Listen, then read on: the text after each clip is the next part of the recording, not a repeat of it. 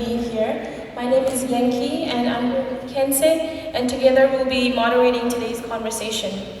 Today's event in conversation with Dr. Thupten Jimbala is presented by the Tibetan Canadian Cultural Center, where we will be exploring His Holiness's latest book, Voice for the Voiceless. Thank you, Indila. Tashidale. We are deeply honored to welcome Geshe Thupten Jimbala to this important event at the Tibetan Canadian Cultural Center. My fellow Tibetan brothers and sisters, it's a real joy to be here with you today. It's a real pleasure to be with you here today, and I'm particularly looking forward to the conversation and discussion with the youth, because my understanding is that the questions that you have collected has been based on feedback and reflections and questions that has been generated as a result of many of you reading this book kind of at the same time. So this is the main part of our event today. But before that, let me say a few words in Tibetan, okay? And then we'll get back to the book itself.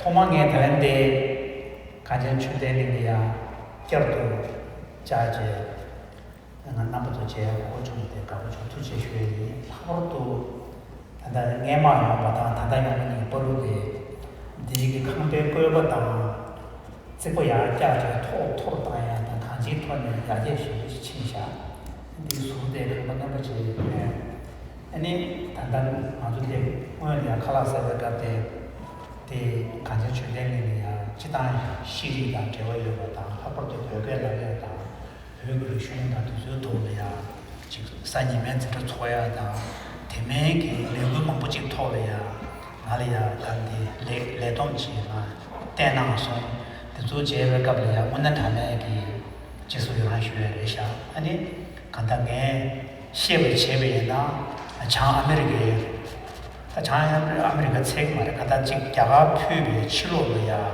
San and Chiganalia. 그때 좀 치료지 조금도 차기요래.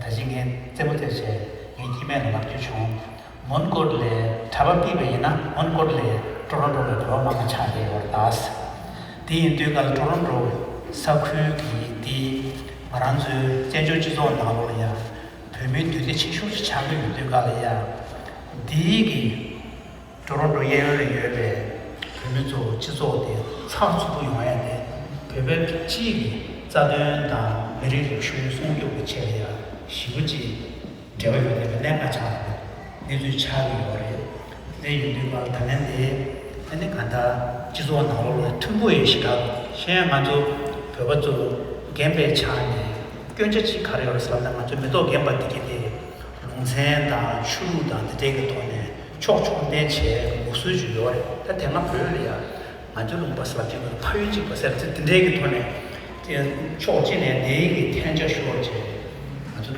강해되지요. 단내 지도 나오려야 투부도 하는 하고 나중에 운수년 나머지에 쉬미에서야 말한테 루숑 추부 나오네 레제되게 마티테바마도 말한테 루숑인배 나오네 견제 차네 생고제다 초된제다 디릭디 지도도 마티 마테르스 예슈유 한 하고도 먼저 가는데 토론토 예리아 예배 다는데 대외지도에 친구들 차기 유도가 야가 치료로야 배도용서 차기로 이게 좀 proof of concept에서 proof of concept proof of concept에서 proof 그래서 맞아 대외지도 차수로 내야 만에 세트 다 야가 나오면 맞아 시야 뭐 차기 인사 근데 제가 정말 비게 요래 말아도 시티에 별명 두수 비게 요래 랍라카 비게 요래 제가 나오려야 딱 마음벌이야 다 밑동제 강에 스탠한 것도 무시 차우총마저 먼저 쓰려요 말아 안장으로 무시 비게 쉬우요 말이 되게다 딱 제가 치료로야 사포도 녹종 롱벌이야 배배 되게 심부지 초어제 아니 푸다로 배우토냐 쿵켜다 마셔다 차우총다 맞추세야 돼 도로는 지금 딱 빼들 차리다 그는 나 도로는 유불에 비제 뉴욕 지금 차리요 미네소타요 Then the Jiangxing Tone, Senior Napazo, Hombashirona, Maranzo, Bebejizo, Chilo Charge, Jizo Koran, Julia, Chazo, catching Charge, Dinzan, Talendanga Mixing, Gabuchon, there's a Toronto, Shuniere, Ulu Shuni, Legible Nabatun, Tushi, Peture, a Gergatoll, Turkey Homer, Penny Homer, the Provaji Mechane, Reversion Sonjota, Guneta, Gida, Shun Tapelia, number the child number, Mambuchi, Mipatasash, child, Revoyole. Tinsu, Apart on Toronto, Saburia, permit Tiki, Tiki, do you go here? Karoshi Chachipurua, but to do the young, Chichi, over the Garage to the Mimamata, Chichi, Minima today. That Karoko sometimes a day, Mari, Toronto to Chasha, Mongo Chijale, Che, Chalu, so the two Talangi, they mix it, Sona Shuchimucho, and Jamu Mizegi, the Gajan mix it, Turish Shuchimunai. Uegi Changji the Saya gave a line, the number to deal with the kingdom. Turish Shuchimunai, Turish Shuchimuna, and it did Kantachi Gay, Rishore. Pyoge Gerabu Pure, Namshu, Mambuchitine, Shunjia Toria, Kanta Geji, Rimpata Tibetuna, Lopzinkatuna, Laptuajita, Turuloprakal, Jewachaja, Ribet the Chituna, or is a Punduna Kanayori. Does not put the king, there's a Pundune, Turishuchimunai, Tanya Punduki, who's up the Shutu, the Maradine, Chavache, and a Pundutunya Wumbre, Tana Dare, which was a pegana. Tatan de Nadan, Kanchu de Nadan Sibila, with the two giveaway. Two giveaway on Wednesday, the jury, Lamative Chutir, Lamative, you want to chew up your now, Jubesh was gushing to what you chew, the chew kitchen figure. These are Tanagi, they move up Sinje, now to some of Tushi, a Mount Balay, Kanta Simshu Mutun, Naronas Shui. And as someone who had the privilege to serve His Holiness, as the main editor for this book, one thing that I was deeply touched was the way in which the younger generation of Tibetans truly engaged with this book. You know, I don't do social media myself, but I do have WhatsApp. So many of my colleagues and friends and family members send me the images of what was happening in the social media world, particularly from the younger members of our community, sharing their feedback, critical reflections on what they got out of this book. So this youth engagement with this book has been truly, encouraging for me, particularly, and I also shared that with His Holiness when I was recently in India as well. And one of the things for me, of course, you need to read the book, and many of you have already read it, but this book should not be viewed simply as an autobiography of His Holiness, telling his story. Yes, of course, that's an important part of the book, which is autobiographical, because His Holiness was at the forefront of the movement right from the beginning when China invaded Tibet from eastern Tibet in 1950, when he was forced or compelled to take on the leadership of a nation under attack. Since then, he has been at the driver's seat, as it were, and has witnessed the tragedy of the Tibetan nation over this long period of time. And His Holiness, and one of the things that you will learn from this book is the amazing courage of His Holiness. Yangila referred to this, His Holiness's first meeting with Chairman Mao. All of you are probably older than 19 years old, and you can look back to your own age when you were 19. Where were you? Imagine at that age being confronted with the leader of this massive nation called China, very aggressive, communist, country, who has just invaded your country and who has summoned you to Beijing, and to be confronted with that. The courage with which His Holiness has responded. And in fact, I read in one historical book written by a Chinese author, and according to her, Jiang Li, who sadly passed away last year, Jiang Li, based on study of the records of Chinese sources, tells the story when His Holiness met with Chairman Mao in this session. both of them bowed in an equal fashion, and he did not kowtow. So there was this amazing courage and confidence on the part of this young His Holiness to be able to confront one of the most powerful leaders on earth. So His Holiness since then has really lived with the Tibetan struggle. He has personified Tibetan struggle.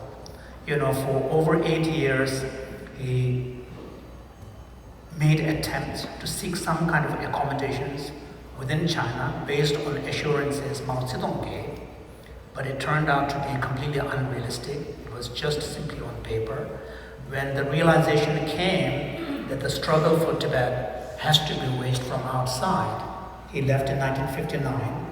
And after 1959, if you look at the history of exiled Tibetan community, you can see the far-sightedness. Right from the beginning, His Holiness's first priority was not rebuilding the monasteries. It was establishment of modern schools or modern education of the youth. There was a long-term strategy, and then, thanks to Indian government's help, His Holiness was able to establish separate school systems for Tibetans, so the Tibetans don't get dispersed and disappear in this massive sea of people that is India. Sounds like a large number, but in nearly 1 billion India, it's nothing, it's a drop. But even then, we were able to survive as a distinct people with a pride in our heritage, in our language, in our culture, in our Buddhist tradition. That's all because of His Holiness's farsightedness. And most importantly, His Holiness set the tone for our struggle. He could have chosen a path of self-pity, saying, oh, bad God, what a tragedy, we are so unfortunate, it's our bad karma, there's nothing we can do. We can go the self-pity route. Or he could have chosen the path of anger, hatred, revenge, and taken up arms. He did not do that. He showed us a middle way where we can take pride in our own heritage, confidence in who we are as a people, with a long vision of struggle, and continue and persist in our struggle. And he set that tone so that the Tibetans not only survived, but we thrived. Not only did we thrive, we were able to make offerings to the world. Look at all the Tibetan Buddhist centers across the world. These are all set up by Tibetan Lamas. And then His Holiness's own engagement with the West, contemporary science, contemporary society, contemporary culture and thought, has given rise to a whole level of appreciation of Tibetan culture and its value, and so on. So I remember about 4 or 5 years ago, I was traveling, and a colleague of mine from my life, and he's quite a big business person, and we were chatting, and then all of a sudden he talked about the size of the Tibetan community in exile, and I said we estimate it to be roughly around 150,000, and he was completely shocked. He said, "What? Such a small number? How can you have such a huge imprint on the world?" That has been who we are. Of course, it's primarily thanks to His Holiness. So I think we Tibetans, yes, we are victims of tragedy. We lost our country. We are in exile. But at the same time, we have not wallowed in self-pity.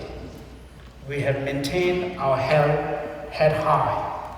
And we have been able to also continually keep the issue alive. After more than 7 decades, 70 years since occupation, invasion, Tibetan issue still is alive. China, with all its power, with all its masses of military and population and economic power, has not been able to erase Tibet. It tries. Right now, it's even refusing to call Tibet Tibet. It's calling Tibet Xizang, using a Chinese word. It tries everything. At one point, it tried economic incentives by, making Tibetans feel they can make a lot of money in Tibet, economic development, but now they are trying to even erase the word Tibet. But the issue still remains. And one of the most important aspects of this book is for us to understand what is the essence of our struggle. We are a small population. We are never going to be able to succeed by waging an armed, struggle. If anything, it is the worst scenario because it will give the perfect excuse to wipe us out. You can see what's happening elsewhere in the world today. Just because certain sectors of a community resorted to violence, it has given the perfect license and excuse to commit massive amount of killing. So we're not going to do that, but at the same time we can always question the presence of China on the plateau, because Tibet belongs to the Tibetans. That is a historical fact. We Tibetans have been on this plateau, on the Tibetan plateau, for over thousands of years. Our history predates the Common Era. Our first king is Nyadizembo, which is before Common Era. Our written history starts from the 7th century. Since then, we have existed as a nation, as a people, with our distinct language. And what is happening today is tragic, but from a long-term view, it's a part of an ongoing, unfolding story. There is nothing written on stone saying that this is an unchangeable reality. So for us, the most important thing is we need to carry on. We need to have this long view. We always need to be sure in who we are. And here, Tibetan language, culture, and identity, particularly identity, is crucial. And that's why the younger generation, those who are in a free country like us, like ours here, I think each one of us really need to take this seriously. What does it mean to be Tibetan? So that your sense of Tibetans, yes, we are all Canadians here, but Canada is not a nation under struggle for its existence, even though some threats are being made. But Tibet is a nation that is under struggle, existential threat. And that is part of our identity, which we have to hold dear. And we need to pass it on to every generation, even if it takes 10 generations before we gain our freedom. That is the kind of long-term view we need to adopt. And for that, some ability to transfer across generation what it means to be Tibetan, or what Tibet means to us. And part of that, His Holiness although does not speak about it, but my sense is that one of the most important things is the emotional connection with land that is Tibet. Some of us may be fortunate to have gone there. I've never been able to go, although I was born. But we need to find a way to emotionally connect with Tibet as a land, as a country, and have a sense of ownership. And our identity of Tibetanness needs to be connected with our sense of ownership of that plateau. Political, actual legal status, whether Tibet should gain independence or whether it can exist as an autonomy, is a secondary issue. It really is a secondary issue. The fundamental issue is the survival, continued survival and thriving of Tibetans as a people. And this is where the great wisdom of His Holiness has shown us that for that, you don't need to insist on restoration of full independence. That it is possible within a frame of PRC that Tibetans can survive and thrive as distinct people. Because if China is serious about its vision of People's Republic of China that was established in 1949 as a composite of multiple nationalities, then Tibet, they should find a place for Tibet and Tibetans to be within that family. And within that multicultural, multinational family, it is possible. That's what His Holiness envisions for Tibetans as a people within that multi-nation state to exist as a distinct people with a custodianship of the land historically that we have, that has belonged to us. I think that really is the essence of our struggle. Your commitment and dedication to the cause should not be contingent upon whether that goal could be achieved in my lifetime or not. Because if you are going to be engaging in something only if it can be achieved in your lifetime, then there is a selfishness attached to it. But if you are truly convinced of the nobility of the goal, then it shouldn't matter how long does it take for that goal to be realized.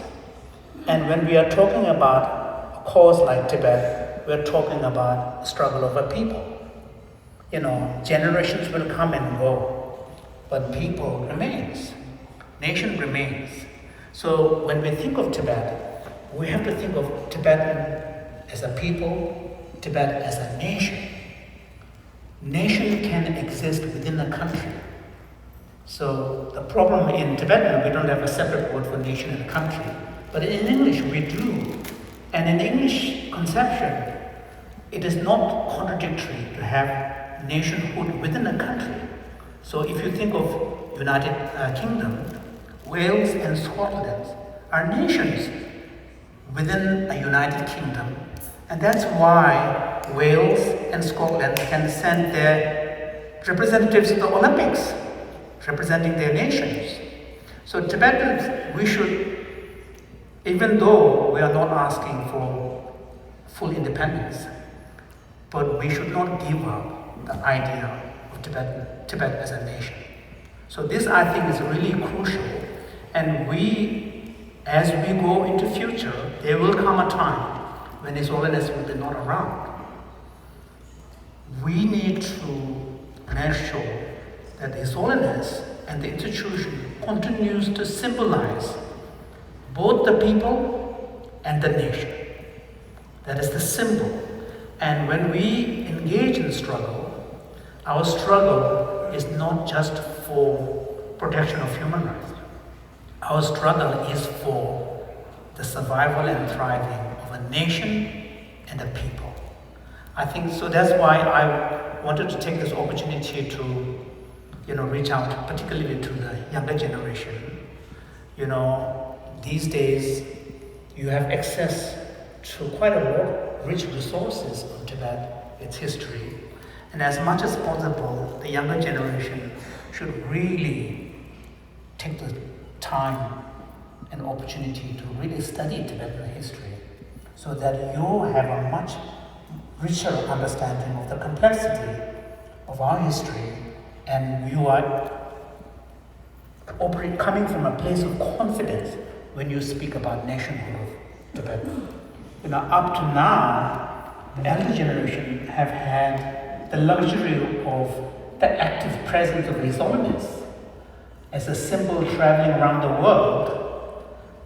So long as we don't fight among ourselves, we were kind of quite successful, because His Holiness was the face of our movement, of our struggle, of our culture, of our civilization. And everybody, wherever His Holiness goes, everybody knows the Dalai Lama of Tibet. So we had a much easier job, the elder generation, when we are continuing with our struggle. The younger generation will have a tougher time.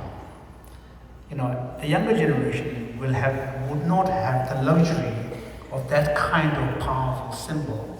So then the strength of our struggle has to be based on merit, based on our ability to project the story, tell our story, own our story.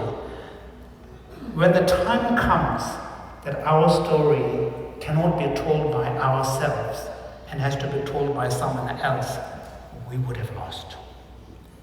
So Tibetan, we have to ensure that we own the narrative. We are the masters of our own destiny. The story that we tell, the story that the world believes about Tibet has to be the Tibetan version. And this is, in essence, our struggle with China is a struggle of narrative. We are not going to go back to Tibet and fight with guns. Our struggle is a struggle of narrative. Whose version, up to now, thanks mainly to His Holiness, so far as the international community is concerned, the story that everybody knows about Tibet is our version. It's the version, and it's the truth. Fortunately for us, it's the truth. But just because something is true does not mean it's the one that is going to be accepted. But our job is to always make sure that when that story of Tibet is told, it is not the version told by our oppressors. That, in a nutshell, is the essence of our struggle. And the younger generation, you don't have to join CTA to do the struggle. Each one of you, in your own capacity, through writing, through blogging, through responding to articles that are appearing in major newspapers, whatever opportunity you find, narrative is the key. Narrative power, and owning that narrative really has to be the key. So that's one thing I wanted to share with you. Thank you. So we'll have